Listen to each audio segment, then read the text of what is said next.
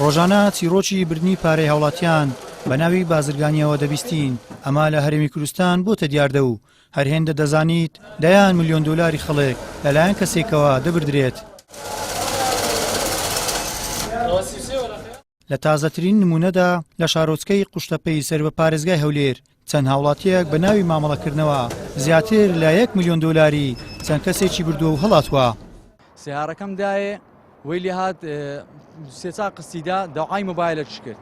ئەم بەخۆمە دەستم نەبوو، مۆبایلەکی ئایفۆن 13 بوو بە 20 وەرەقەی بیدەنێ مانجەیەک وەرەقا ئەم بوومە کەفیلی دەکەم برادەرەکی حینەوماینە ئەو جارە دەمانچە چی ویست ئەوانیشی کارت و دەمانچە و شتی دەکەن حەنی لەلایەش کە بوومە کەفیلی ئەویشی برد مانجە دوو وەرەقە ئەو مانگانە هەدەیدا سیقەی لەکنە من دروست کرد و هیچ مشکلەی نەبوو.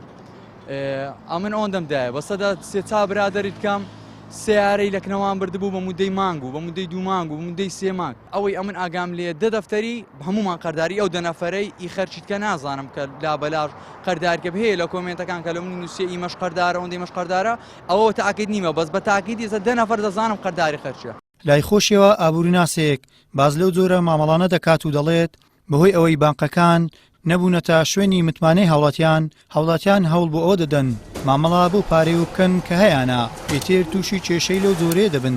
ئەو ئابوورناسا پێشی وایە هەر مامەڵەیەک ڕێژەی قازانجی لە 5% زیاتر بێت ئەوە مامەڵەیەکی دروست نییە.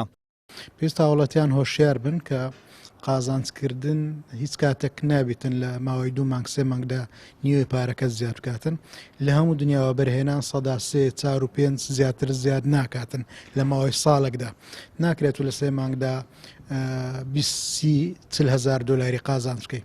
لەبەرەوە پێویستە هەم لایەنە فەرمیەکان بە دوواداچوون بکەن. لە نمونەی ئەو جۆرە مامەڵانە لە هەرێمی کوردستان چەندین جارە دووبارە دەبێتەوە. هۆکارێکی دیکەش ئەوەیە هەندێک کەس لە ڕووی شەرعیەوە بە دوای مامەڵەکەدا ناچن و تێکەڵی مامەڵەیەک دەبن کە ناڕوونە و شەرعی نییە.